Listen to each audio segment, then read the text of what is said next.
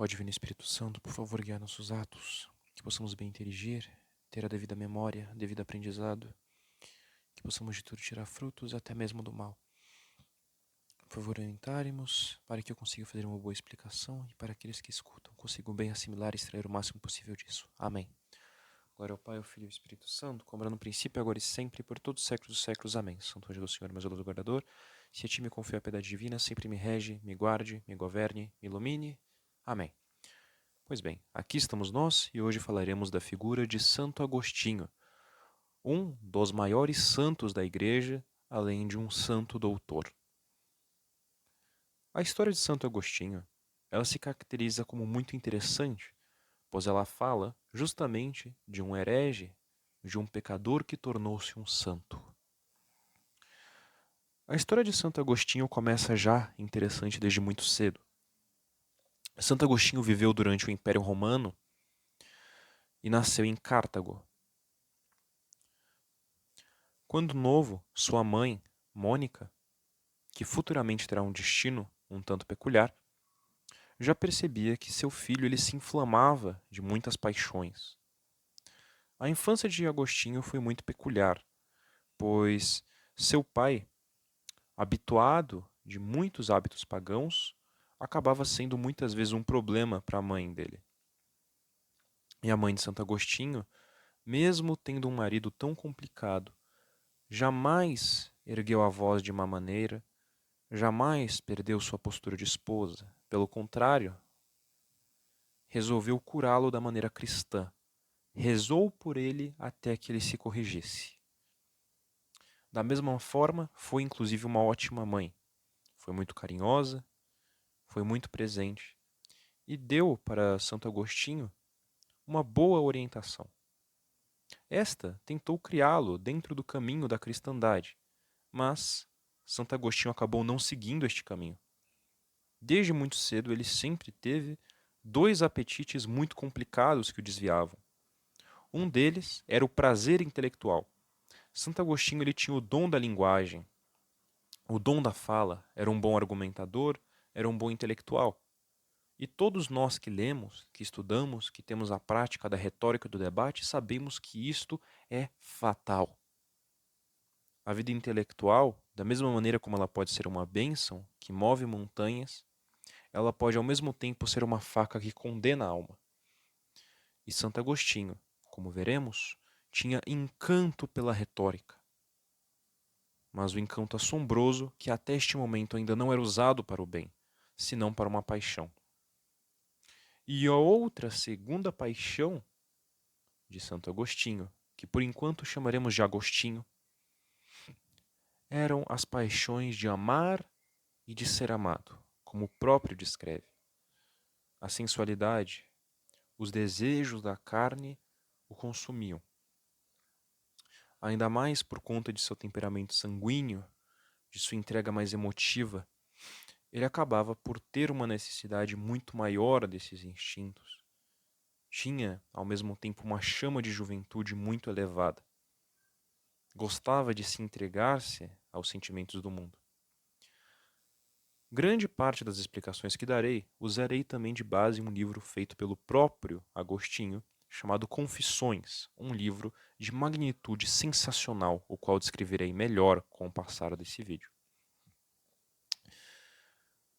Agostinho, com sua magnânima obra, Confissões, começa falando de seus pecados desde a juventude da infância e descreve de maneira muito precisa certas situações psicológicas. Certo momento ele conta de quando ele roubou frutas junto com seus amigos e ele comenta: eu roubei não porque eu precisava e nem mesmo eu ri de fazer aquilo porque eu queria. Eu apenas fiz aquilo porque eu estava na companhia dos outros e queria agradá-los. E ele fala de uma maneira muito interessante que ele fez de companhias aqueles que não lhes queriam o bem. Eles, como grupos de jovens, riam daquela desgraça por estarem na lama. Se divertiam por estarem todos juntos na lama. E isso faz alusão justamente à geração de hoje, que da mesma maneira se diverte por se jogarem todos rumo ao fosso, todos rumo ao chão. Agostinho também tinha os seus estudos voltados para o latim e para o grego, e nesses ele criou uma grande divisão. Enquanto o grego ele não conseguiu aprender bem, tanto por questão de que nas suas aulas de grego era muito forçado. Os professores chegavam a agredir ele e ele acabou não gostando, nunca acabou tendo assimilidade com o grego. Pelo contrário, o latim lhe dava uma paixão muito grande. O aprendizado e o estudo do latim o fascinava desde muito novo e ele acabou sendo proeminente neste próprio. É importante frisar que, antes de Santo Agostinho, era muito raro que alguma obra em latim tivesse relevância. A patrística, os pais da igreja, em geral, utilizavam o grego. Os primeiros escritores da igreja utilizavam o grego como língua principal. O latim, ele era uma língua praticamente secundária. Mas foi com Santo Agostinho, em grande parte, que o latim acabou se popularizando como uma língua utilizada para as obras intelectuais.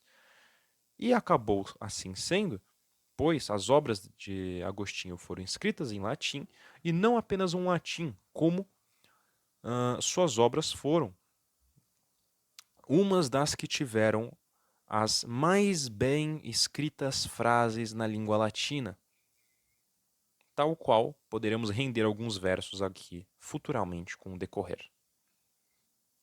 Agostinho, na questão das obras filosóficas, como veremos, ele terá acesso apenas àquelas obras que foram traduzidas para o latim. Então, as obras que ele leu dos gregos são obras traduzidas para o latim, mas ele teve uma ou outra, ou um ou outro acesso a alguma obra grega, né, com o conhecimento limitado que ele tinha de grego, que chegava a ser alguma coisa.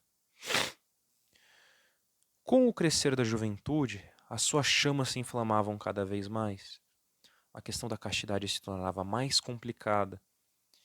E, ainda por cima, Santo Agostinho escreverá um capítulo em seu livro Confissões chamado 40 anos de pecado. Agostinho chegou a ter um relacionamento fora do casamento, de tal forma que deu completamente errado. Essa mulher depois ela se separou, foi para um convento, e Agostinho ele acabou não mais voltando a se relacionar, não mais voltando a entrar em questão de matrimônio. Tanto ele quanto a mulher fizeram um voto de celibato. Agostinho ele aderiu à heresia maniqueia. Ele se afastou dos ensinamentos da mãe, se afastou de sua presença na cristandade, mas por motivos que nós pensamos ser modernos, mas são antigos. Porque muitas das características que nos dias de hoje afastam as pessoas da cristandade, as afastavam ainda na antiguidade. Agostinho teve acesso aos livros de Manes e se encantava porque os maniqueus, eles adotavam enorme dialética. Eles disfarçavam as falhas de seus pensamentos com dizeres científicos.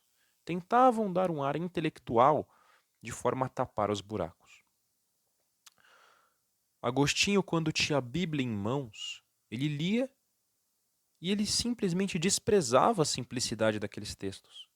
Como poderia, em textos tão simples, haver realmente algo tão grandioso quanto dizem? Desta forma ele pensava.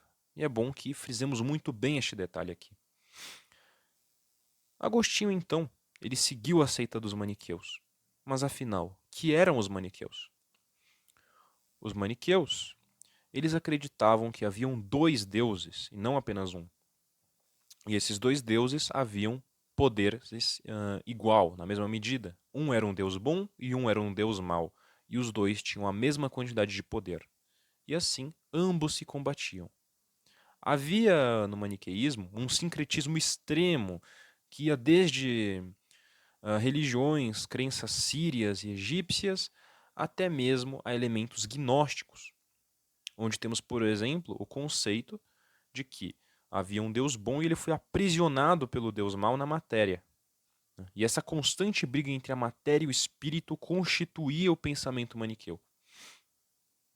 Alguns acreditavam, por exemplo, que caso você comesse uma maçã, você libertava o seu espírito de vida, mas apenas se ela fosse comida por um maniqueu.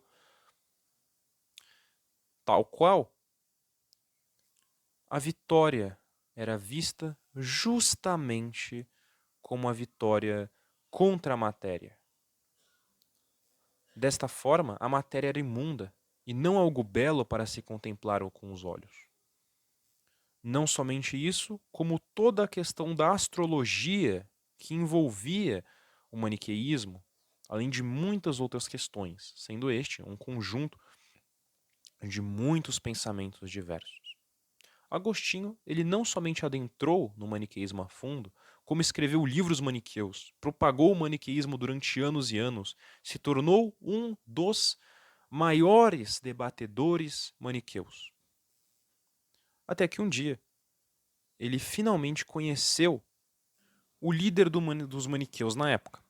E ao conhecer o líder dos maniqueus na época, ele se decepcionou. A imagem que todos tinham dele era de um grande homem sábio e erudito. Mas quando Agostinho o conheceu pessoalmente, descobriu que ele era um homem muito mais confuso, muito menos sábio e muito menos decidido do que ele imaginaria.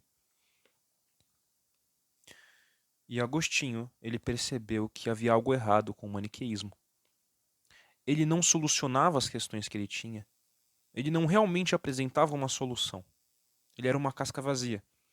E para isso, irei ler alguns trechos, algumas falas de Santo Agostinho a respeito de seu período como maniqueísta, quando suas ideias já estavam mudando. Abre aspas. Mas, já desesperado de poder alcançar a verdade por meio desta falsa doutrina, resolvera ir me contentando com ela, caso não encontrasse outra melhor. No entanto, conservava-a com frouxidão e negligência. Ocorreu-me ao pensamento ter havido uns filósofos chamados acadêmicos, mais prudente do que os outros porque julgavam que de tudo se havia de duvidar, e sustentavam que nada de verdadeiro podia ser compreendido pelo homem. Ao meu espírito, que ainda não entendia tal doutrina, pareciam que tinham raciocinado com esperteza, como vulgarmente se julgava. Não dissimulei em impugnar ao meu hospedeiro a sua demasiada crendice acerca das narrações fabulosas de que estavam cheios os livros de Manes. Convivia com estes homens em mais estreita amizade do que com aqueles que não estavam infeccionados de heresia. Quanto a esta, já não a defendia com o entusiasmo de outrora. Outra questão interessante, né, é que o maniqueísmo afastava ele de uma real visão cristã, pois se você não está no verdadeiro cristianismo, a sua visão de Cristo, a sua compreensão da fé cristã estará afetada, pois só existe um cristianismo, que é o cristianismo da Igreja Católica Apostólica Romana. Pego então um trecho interessante, e para contextualizá-lo, devo dizer, se a matéria era má, como poderia Cristo, na visão maniqueísta, ser material? Justamente, este possuía um caráter muito mais visto como uma emanação do Deus bom. Então, assim sendo, a ideia de um Deus carnal incomodava os maniqueístas. Leio então aqui alguns trechos. Abre aspas. Parecia-me muito vergonhoso acreditar que tinhais uma figura de carne humana, a que refere Santo Agostinho a Deus, e que éreis contornado pelos traços corporais dos nossos membros. Porém, o principal e quase único motivo do meu erro inevitável era quando desejava pensar no meu Deus. Não poder formar uma ideia dele, se não lhe atribuísse um corpo.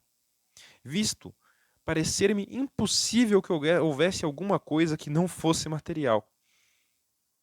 Daí que deduzia eu a existência de uma certa substância do mal, que tinha sua massa feia e disforme.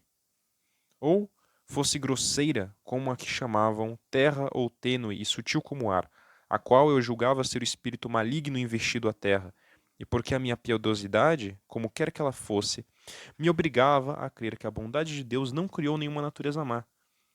Estabelecia em eu duas substâncias opostas a si mesmas, ambas infinitas, a do mal, mais diminuta, e a do bem, mais extensa. Deste princípio pestilencial proviam as restantes blasfêmias. Com efeito, quando meu espírito se esforçava por voltar à fé católica, sentia-se repelido, porque a opinião que formava da fé católica não era exata. E disto, existe um comentário muito interessante que Agostinho faz, que ele comenta o seguinte: eu não era contra a igreja, eu era contra o que eu pensava que era a igreja católica. Entre outras palavras, vemos aqui claramente que Agostinho ele chegou a desenvolver um pensamento materialista. Ele desenvolve um pensamento que ele não conseguia conceber a intelecção, as coisas espirituais de forma concreta, e para imaginá-las, ele precisava criar conceitos materiais visuais em sua mente para conseguir de alguma forma imaginar. Então percebemos claramente que não só a pessoa estar fora da fé católica, como ter uma má compreensão dela, acaba quebrando a compreensão reta da própria metafísica, porque envolve conceitos, como o próprio define aqui, contraditórios. O que ajudou Santo Agostinho, de forma cabal, a sua conversão ao catolicismo, foi conhecer o bispo Ambrósio, hoje em dia Santo Ambrósio. Ambrósio, como um grande intelectual, surpreendeu Agostinho de uma forma incrível. Santo Agostinho, inclusive, chega a dizer que ele era muito mais erudito do que Fausto, que era o líder dos maniqueus naquele período. Não somente isso, como ele explica que, enquanto os maniqueus, palavras dele, palavras do próprio, vagabundeavam com seus enganos, o bispo Ambrósio, Santo Ambrósio, ensinava com a máxima segurança da salvação. Ele tinha plena certeza do que ele ensinava. E não, enquanto os materialistas maniqueus jogava ensinamentos relativos, ambíguos, vazios, mas sim algo seguro, sabia do que estava falando, tinha uma fé real. E aqui ele comenta uma coisa interessante, abre aspas, não me esforçava por aprender o que o bispo dizia, mas só reparava no modo como ele falava. Este gosto frívolo da eloquência permanecera em mim, perdidas já todas as esperanças de que se patenteasse ao homem o caminho para vós. Contudo, junto com as palavras que me deleitavam, iam-se também infiltrando no meu espírito os ensinamentos que desprezava. E esse trecho é interessante, eu quero comentá-lo, peço perdão por estar comentando tanto, porque ele comenta o seguinte: o que ele focava era na erudição, no ar intelectual, mas mesmo assim, por mais que ele estivesse com a atenção desviada para aquilo que é menos importante, as mensagens que realmente importavam já estavam entrando em seu coração. Abre aspas, já não julgava temerárias as afirmações da fé católica, que eu supunha nada poder retorquir contra os ataques dos maniqueus. Isto conseguiu eu, por ouvir muitíssimas vezes a interpretação de textos enigmáticos do Velho Testamento, que, tomados no sentido literal, me davam a morte. Expostos assim, segundo o sentido alegórico, muitíssimos dos textos daqueles livros já repreendiam o meu desespero que me levava a crer na impossibilidade de resistir àqueles que aborreciam e troçavam da lei e dos profetas. Pulo para outro trecho. Assim, duvidando de tudo, à maneira dos acadêmicos, como julga a opinião mais seguida, e flutuando entre todas as doutrinas, determinei abandonar os maniqueus, parecendo-me que não devia, nesta crise de dúvida, permanecer naquela seita a qual já antepunha alguns filósofos. Porém, recusava-me terminantemente a confiar a cura da enfermidade de minha alma a esses filósofos que desconheciam o nome salutar de Cristo. Por isso, resolvi fazer-me catecúmeno na Igreja Católica, a qual meus pais me tinham inclinado, até vir alguma certeza elucidar-me no caminho a seguir. Santo Agostinho viu que este era o caminho mais seguro. Viu que provavelmente lá estava e lá permaneceu. Já tomou de vez o caminho para que então uma luz pudesse chegar no momento correto. Santo Agostinho conhece então o platonismo. Como nós sabemos, Platão ele tem uma ideia muito voltada ao metafísico. O próprio mito da caverna ele fala de um descobrimento da metafísica, um descobrimento de que aquelas sombras que se vêem dentro da caverna não representam um objeto real, mas sim o objeto real é a razão desses objetos, a estrutura, o universal deles. E por meio de Platão, por meio das leituras de Platão, Santo Agostinho vai encontrar uma compreensão finalmente que fuja daquela noção de materialidade que tanto aprisionava ele no maniqueísmo. E isto vai ser um passo para ele se aproximar cada vez mais da fé católica e compreendê-la da forma conclusiva. Não apenas isso, como tivemos outra mudança em Santo Agostinho. Ele percebeu que os textos bíblicos, que ele tanto desprezou por causa da simplicidade de suas palavras, tinham uma infinita profundidade. No mais mero e pequeno trecho, no menor dos comentários, na mais peculiar alegoria, a riqueza é inesgotável.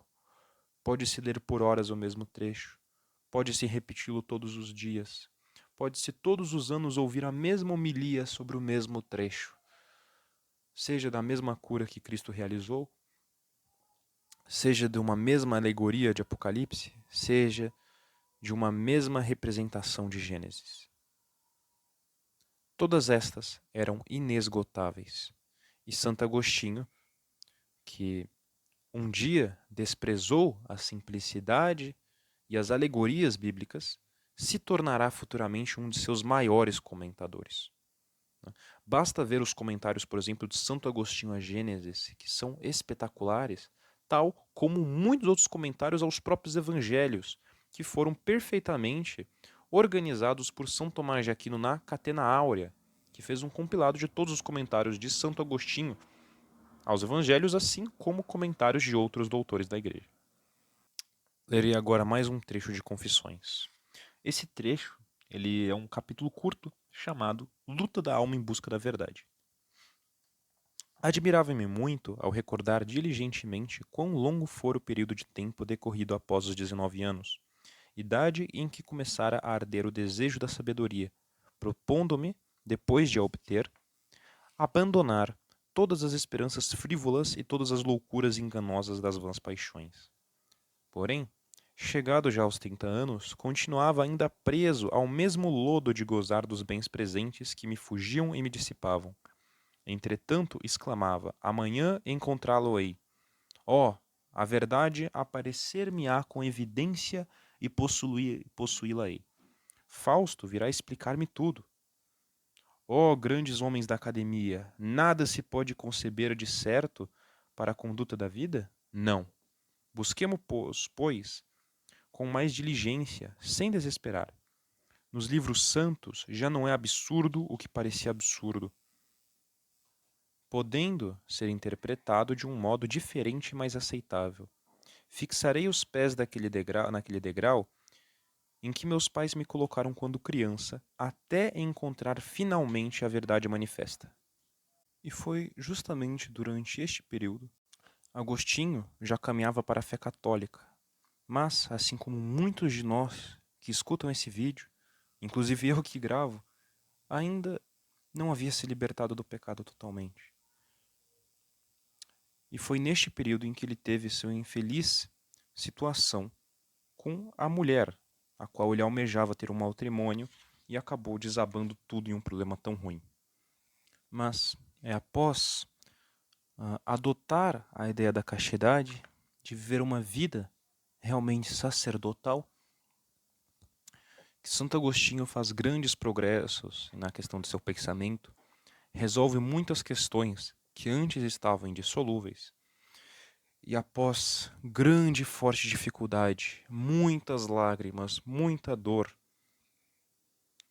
finalmente recebe a conversão que tanto demorou para acontecer.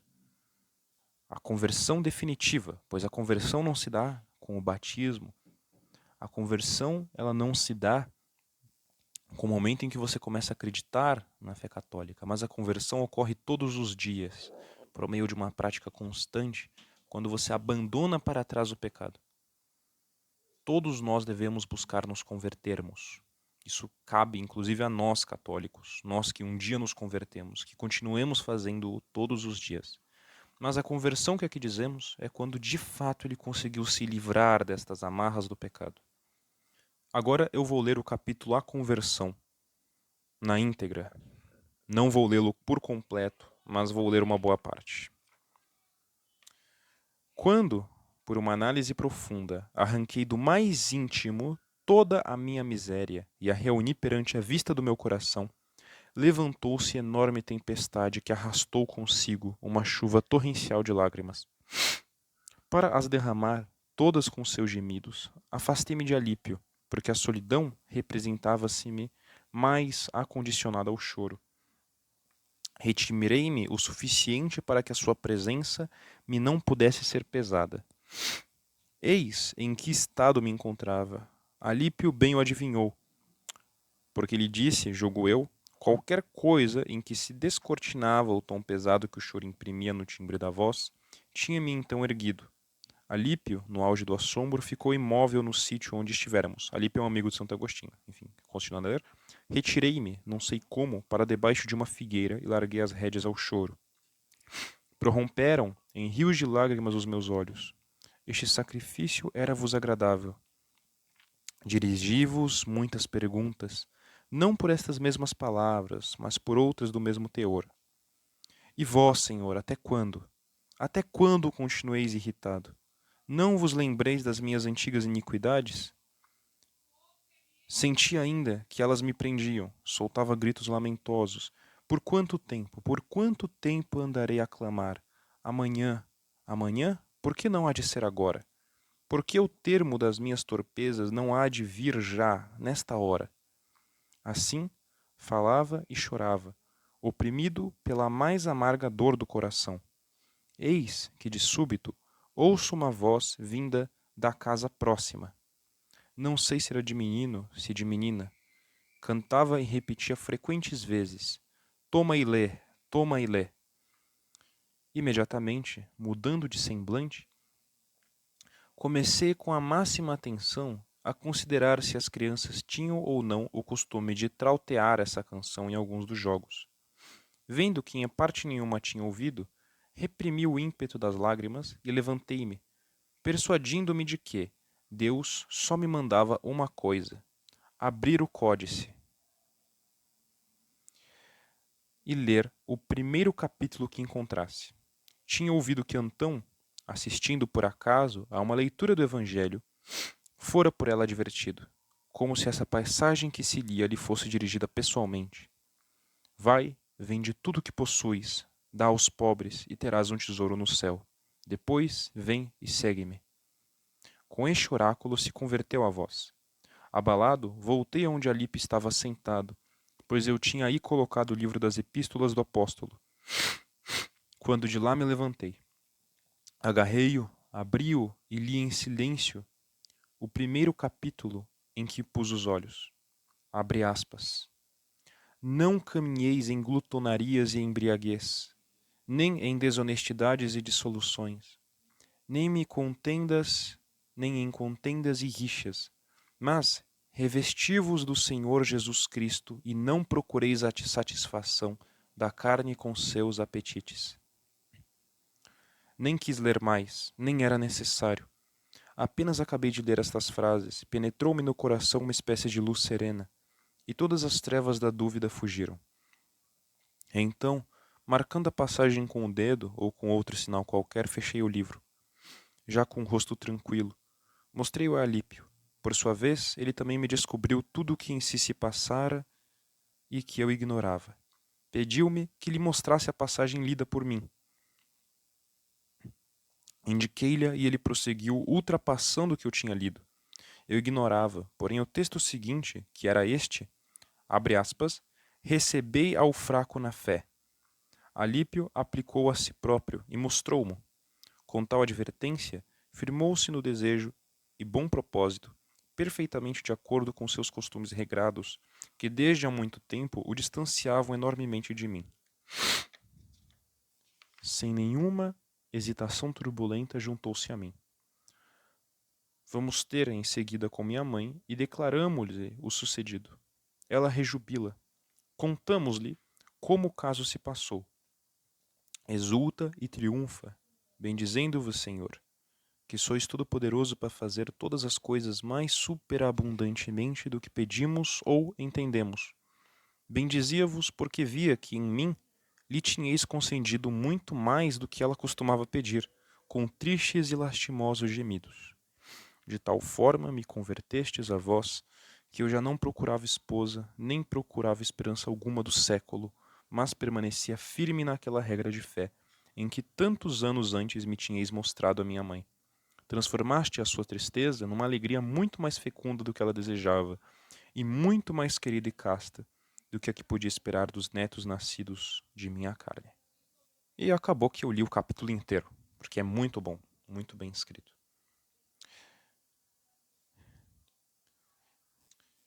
E bem, desta forma, Santo Agostinho teve uma mudança brutal em sua vida. Escreveu uma quantidade enorme de obras, se não me engano foram mais de 40 livros. Temos entre eles como livros principais o Civilitate Dei, onde ele trata de questões absurdas, absurdas digo no sentido de quantidade, de moral. Trata-se de praticamente todos os temas da doutrina aplicados na prática.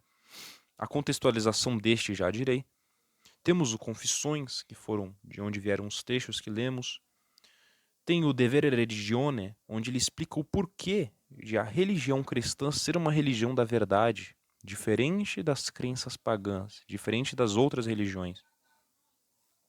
De Veritate, onde ele discorre a respeito da verdade, o que ela seria, além de muitas outras obras, sendo essas de teor platônico ou neoplatônico, plotiniano.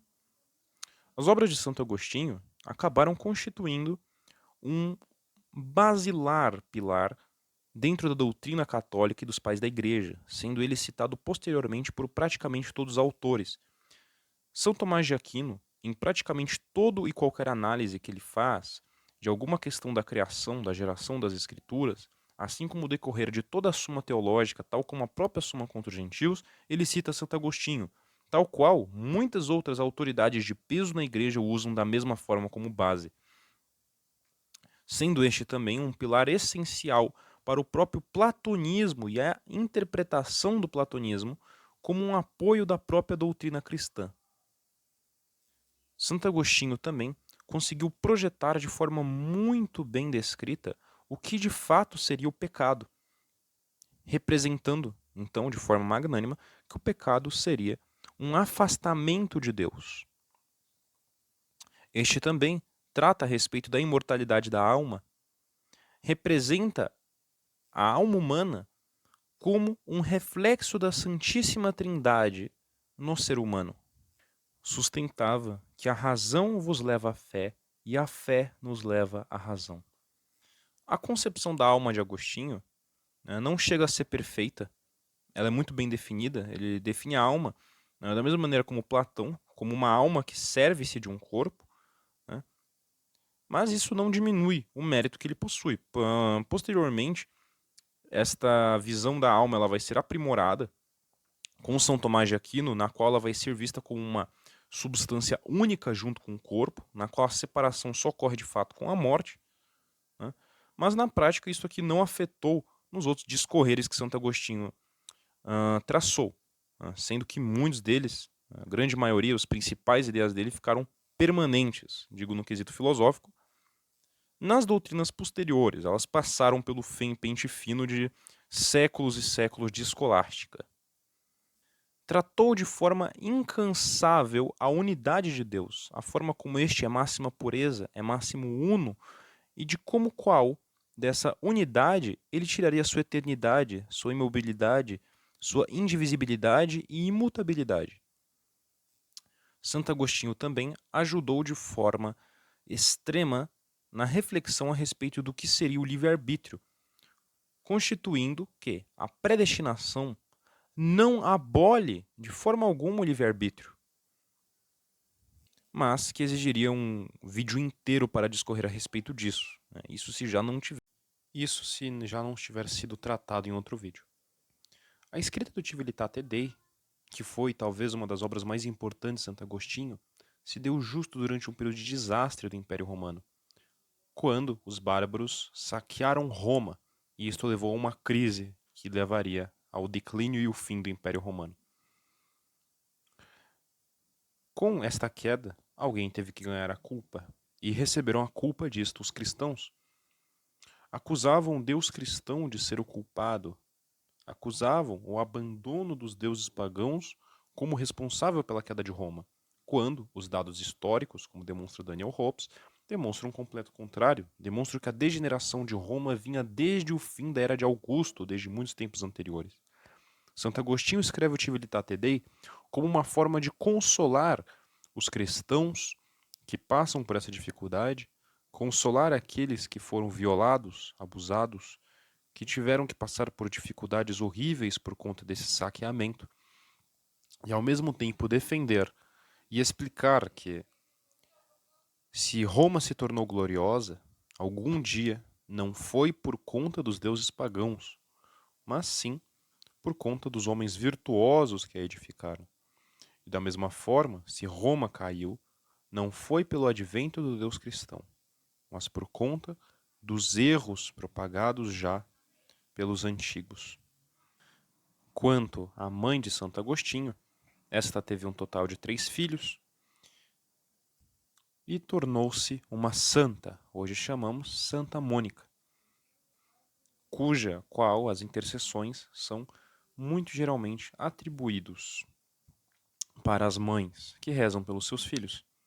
Basta lembrar que, durante todos esses momentos de pecado de Santo Agostinho, Mônica rezou incessantemente, até as lágrimas, até a tristeza, até a mais difícil das coisas.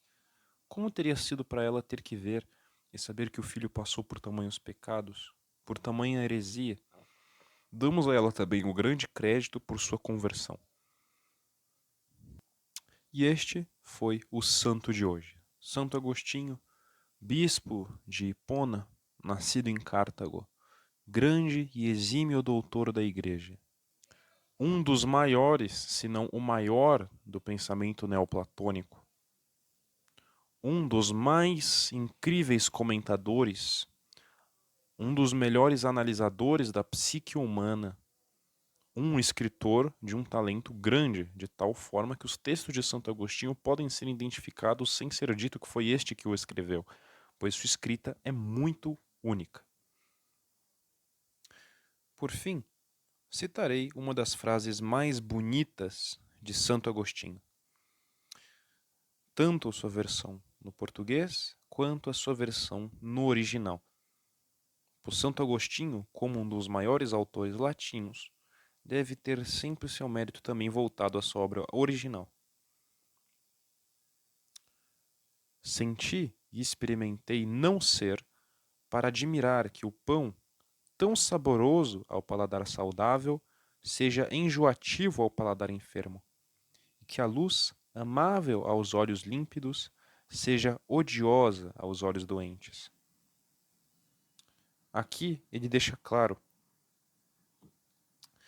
que para os olhos doentes, para aquele que está na lama, aquilo que é bom o desagrada. Para aquele que está no erro, aquilo que é bom soa como mal. Et sensi expertus sunt non esse mirum, quod palato non sano poena est et panis, qui sanus suavis est, et oculis aegris odiosa lux, quae puris amabilis. E outra frase por fim.